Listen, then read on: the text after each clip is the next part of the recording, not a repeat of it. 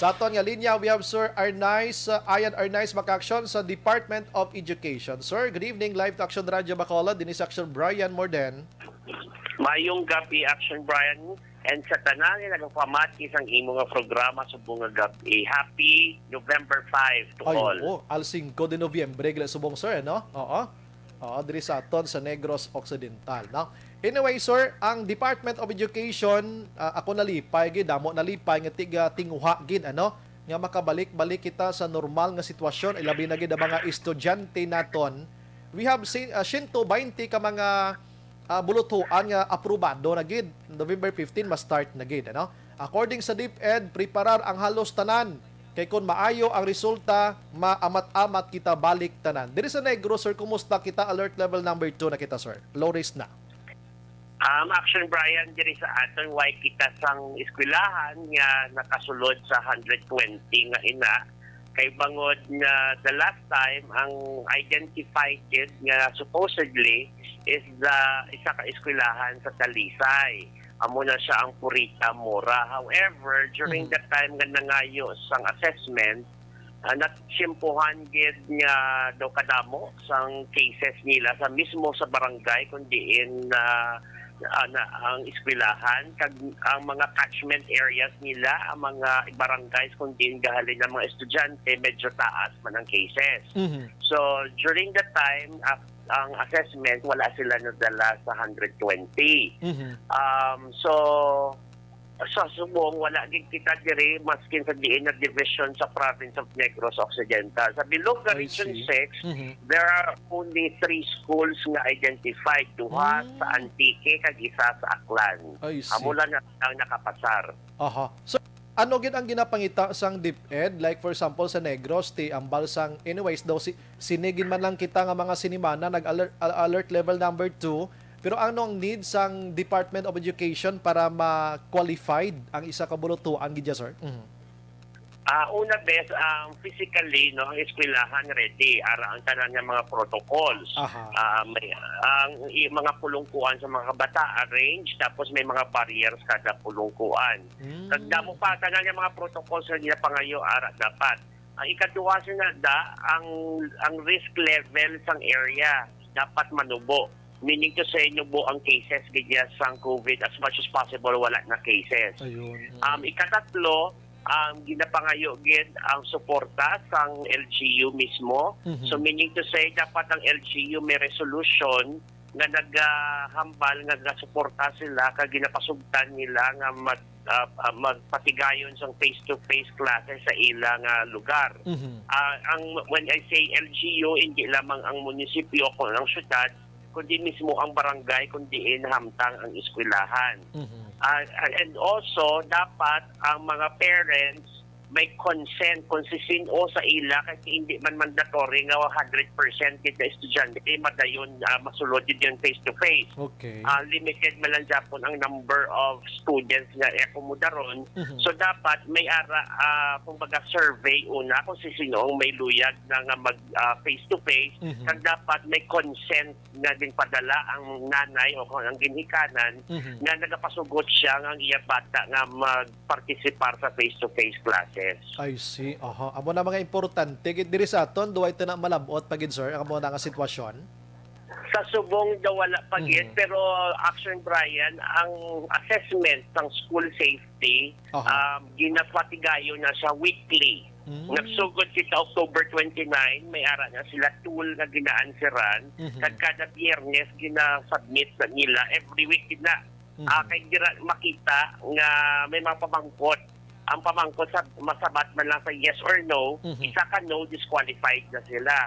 So kung weekly inakay para makita nga base sa pila ka adlaw mag-yes na ang tanan ng mga sabat. So amo na kay tungod nga ang subong nga November 15 na face-to-face is just a pilot testing lang na siya. Yes, pilot lang. As what you said, may evaluation in the after. Tapos kung maayo ang resulta, ipatigayo ng expansion.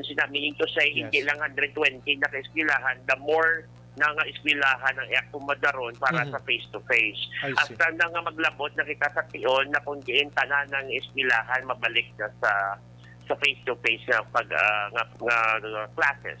Sir, why ko lang di ma-check ang pilot nga ini sir, although nga tiway kita di sa Negros kag Bacolod, ano nga mga grades ini sa elementary and sa mga high school sir and college sir ang naano dire na include diri sir sa limited nga ini? Ang sa basic education, sa public school especially, or sa basic education, hindi ako kahambal para sa college. Yes.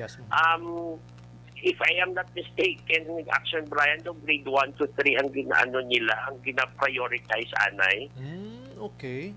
I thought gani kay na grade 4 upwards grade 1 to 3 or gani. something like that, doon mo na siya. Pero hindi ko maano lang Okay, kita sige. kay nalipatan ko ang bilog na issuance ng DepEd, pero amo na sa mga priorities nila.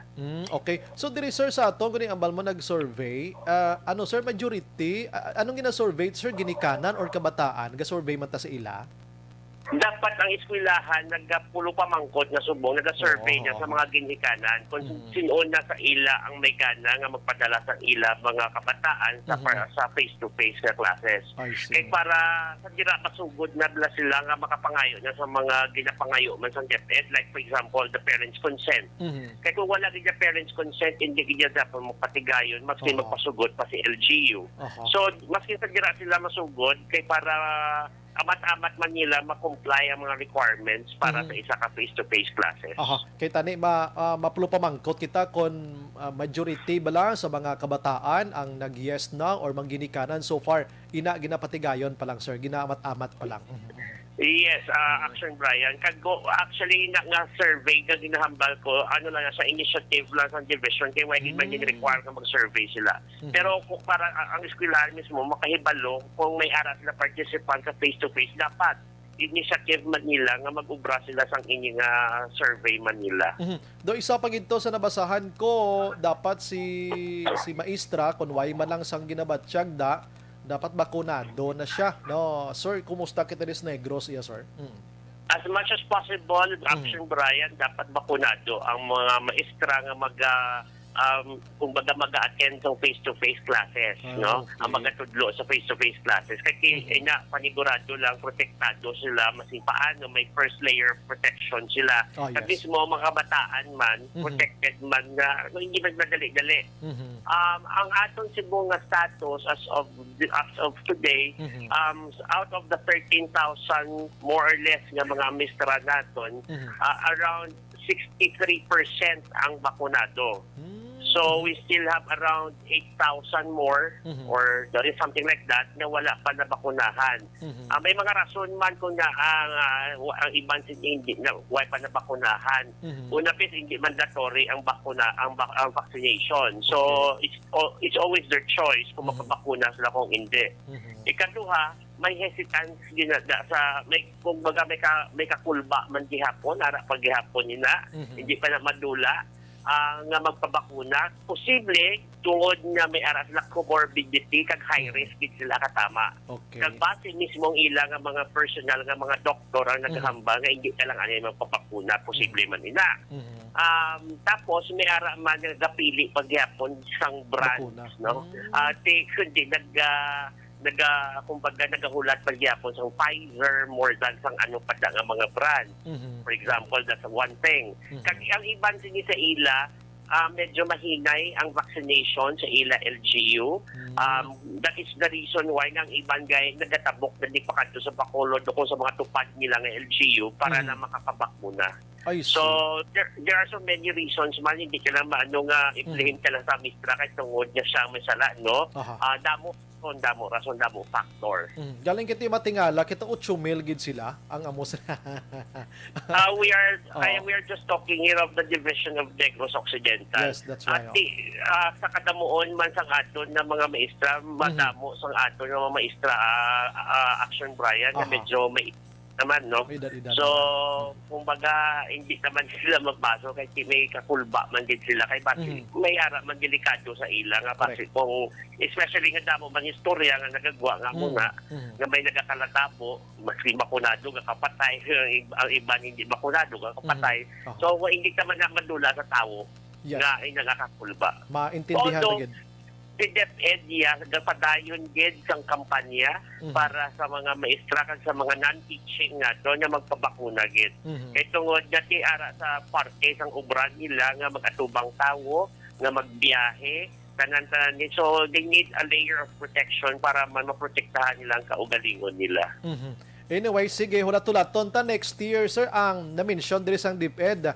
Next year, if in case ginman nga okay na ni, daw halos tanan gusto na gid nila magbukas. Kita diri sa Negros, sir, do way na gid man niya problema sa mga schools naton, sir, no? Teachers way na gid man problema. Oo. When it comes sa ato nga mga eskwelahan niya, Action Brian, yan dugay na since last year pa, in place na niya mga protocol sa atong mga eskwelahan. Actually, nagdapatahom na sila sa eskwelahan nila to be ready lang for any time na mag face-to-face. So, kung baga, ang mga alcohol, ang mga washing ni, nagbalalata gani ang hulugasan sa eskwelahan naton subong. No? Aaragan natin tanan sa mga barriers ni sa mga classroom, making wala estudyante, ginamata-mata nga pamutang sa mga maestra naton kung gamit pa ng personal na nila nga mga kwarta kay para nga mapatigayon ang tanan. So, ang eskwelahan ta ready. Ang mga maestra especially the vaccinated ones, are also ready. Ang ginahulat na lang, iban pa nga mga requirements nga para maging compliant kita sa ina nga mga pangayo sang DepEd. Anyway, sir, salamat sa serbisyo mo tonight and nag-alaom kita. No? Nga amat-amat na mabuksan na to na kag matistingan man kita diri sa probinsya sang Negros Occidental. Action Firing Line.